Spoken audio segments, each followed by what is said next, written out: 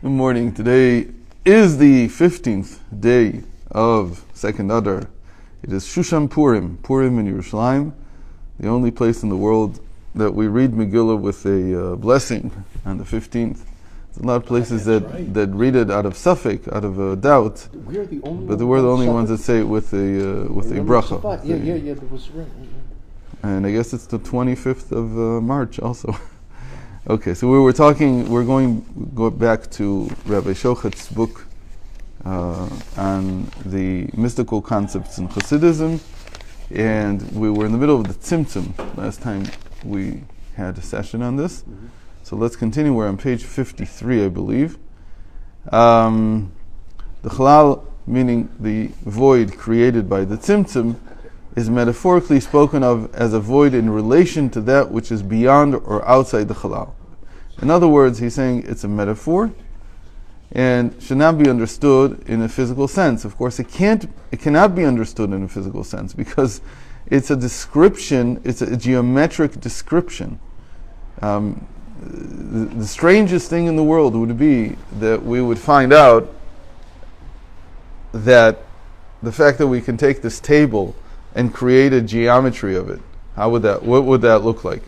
That would look like artist sketch, or not an artist, but like a sketch made by a carpenter who wants to build this table, and then we would find out that the carpenter's sketch of the table, which is geometric, which is using geometric forms, would turn out to be the actual table. How strange would that be? That would be like, what are you talking about?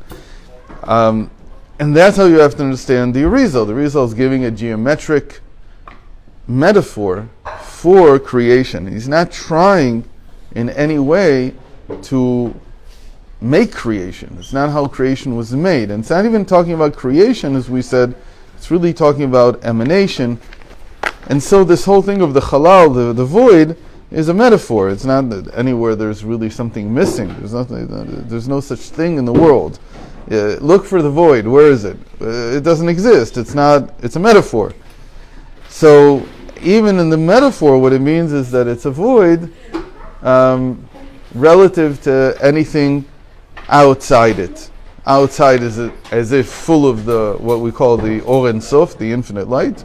And on the inside there's a void of the infinite light, which means, and now he says, outside the Chalal there is a full manifestation of the Or Ein Sof, the infinite revelation of God, while inside the Chalal the light is concealed. That's all. It's only concealed. Only that this light inside is concealed. We're not even talking about the infinite itself. The infinite itself is completely present everywhere. There's absolutely no difference between inside or outside. And I was wrong, I guess, about 8. Well, let's see what happens. Maybe there will be a minyan on time. So,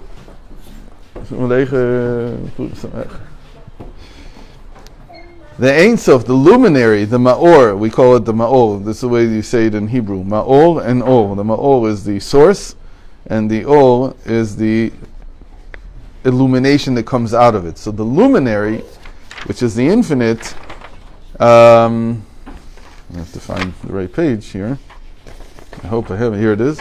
Whence the light, meaning from where the light issues, itself is totally unaffected by Tzimtzum, and by the contraction. Tzimtzum relates only to the light of the Ein Sof, only to the revelation. And so again, what this means is that the infinite itself permeates everything equally before and after. Okay. Moreover, even in the light per se, meaning in the luminary, even in the illumination and in the revelations coming out, there is no real change whatsoever. It is neither reduced nor removed, but merely concealed. And even this concealment and occultation is strictly relative to the void and its subsequent contents, without, strictly speaking, affecting the light itself in any way. So this is a point of a lot of dispute in the world of Kabbalah, and this was what the Baal Shem Tov's take on it, at least as far as we understand. Certainly this was how the Maggid of Mezrich taught it, and this is how Reb Shneur Zalman of Liadi, the Alter Rebbe, how he teaches it. that nothing actually happened to anything. It's just in concealment. It wasn't affected in any way. Now that, as I hope we'll see, is not exactly true, because something did happen, not to the light itself, but to, well, let's see. I hope he writes it. He'll probably write it. No, nothing here is physical. Nothing physical. It's all metaphoric. There is a revelation of God. Is this revelation of God? Did anything happen to it? He says, no, nothing happened to it. But that's from the point of view of the illumination, meaning from the point of view of the revelation. From our point of view, a lot happened. Yeah. Okay. Right. That's where we're. There's this thing. After there's a whole thing. There's a whole thing that the Gra held that the Tzimtzum was not just a occultation, as he calls it here, a hiding away or inability to see the light. Rather, he held that something had happened to the light. The light itself is not permeating all of reality. And what would be the nafkamina, as we say? What would be the differential? What would be the difference between the two opinions? Whether it's just a metaphoric disappearance of the light, or is it an actual contraction of the light moving away? So usually what's pointed to is the question of, is God in the bathroom? That's how they ask it. In other words, the fact that you can't learn Torah in the bathroom is not a differential. Everybody will hold by that. Nobody will say that, yeah, you can bring the Torah. The Torah is the illumination. It's a revelation of God. It's one revelation of God. It's not the only revelation, but it is part of the light. How is it? What kind of a revelation? It's a revelation of God's will. So, can you bring God's will, as it were, into a unclean space, a place where it shouldn't be, and then that would be a differential, because some would say, well, no, because it's not meant to be there. That's exactly what the point of it, Tzimtzum, is. It's a contraction, that it's not in certain places. But then the question becomes, can you think about God in the bathroom, in an unclean space? Diskin was a great story that he was in prison. Who was? Open toilet, Diskin. Okay. They had to get him out. He was going crazy. So there's a huge. So again, the question would be, if can I review Torah there? No, because it doesn't matter whether I'm bringing in a book or I have it in my mind, by head. It's all the same. It's the same illumination. That's right. It's the same God's will. There's no difference between them. But what about if I'm not thinking Torah? I'm just thinking God without thinking about this or that issue in godliness. I'm just saying I'm connected to God, and God's here. Can I think that? Yes. So apparently the Gaon of Vilna would say no. Why? Because something happened to the light. It's not just that you can't bring it in, it's not there. So your thoughts about godliness are not warranted, they're not possible. They shouldn't be possible in an unclean space. The fact that you want to think it, then you're pulling God into a space that He didn't want to be in. That's how it's described. Is it really this way? Unclear to me. I'm not 100% sure. I mean, I understand it to some extent that this is what would be like the differential, but it seems a little strange.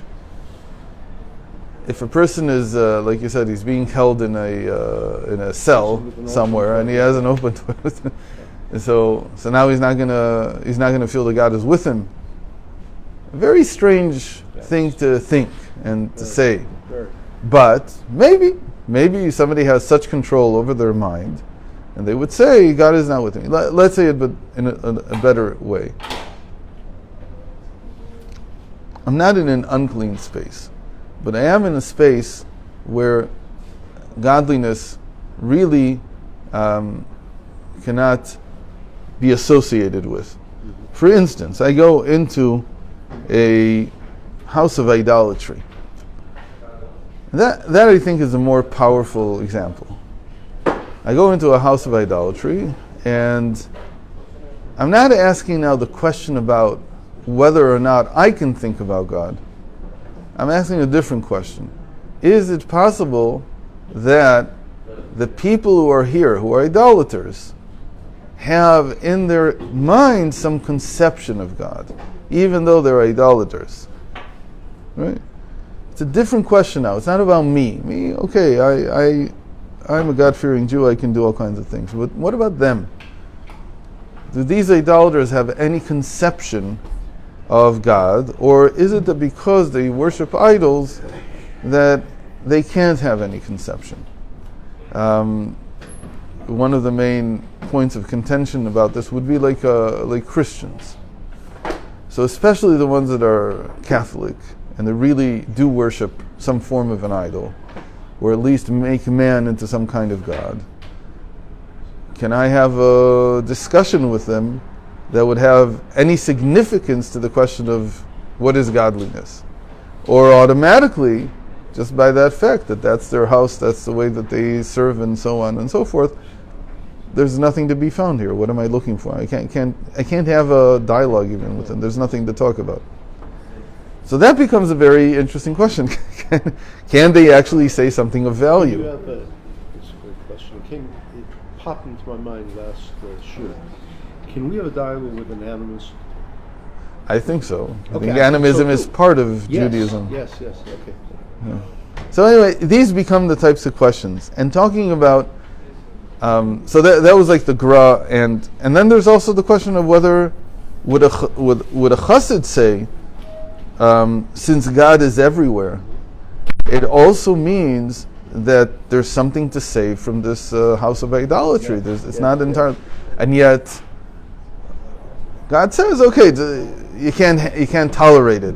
It's fine, but the question is not, He said I can't tolerate all kinds of things that have godliness, and then that's not the problem. The problem is whether or not, when I talk to these people, where there's any point of equality, any kind of, well, not equality, but some kind of dialogue is possible. So these became the types of questions that went around the Tzimtzum here and there, and so the Gra's student, Rav Chaim of Volozhin, he wrote a book called Nefesh HaChaim, and in it, so Nefesh HaChaim, he coined a new type of language that was not talked about in the Arit, and he said, from our point of view, from his point of view, mitzideinu mitzido. You mean from ours and from Hashem? Yeah. Yes. And that was another way of saying what he just said here. Is it relative or is it absolute? Uh-huh. In other words, when we say that the light is not reduced, not removed, so on and so forth, are we saying this from our point of view, or are we saying this from his point of view? It's another way of saying whether we're dealing with the light, meaning the revelation as we see it, or whether it's in the luminary, in the illumination itself. And there's a very important letter, he probably quotes it here, I'm sure it's here, a very important letter from the Rebbe before he became Rebbe, and he wrote a long letter that has 4 different possibilities about where the contraction was, and in the illumination or the luminary, and is it just a metaphor, or did it actually happen? And again, by metaphor, did it actually happen, we don't mean whether there's some kind of light here. We mean, is God's revelation absent? Is it really gone? Or is it just a metaphor for something else? So those things need to be discussed in much greater length. So let's leave it like that, since there is a minyan. It goes around.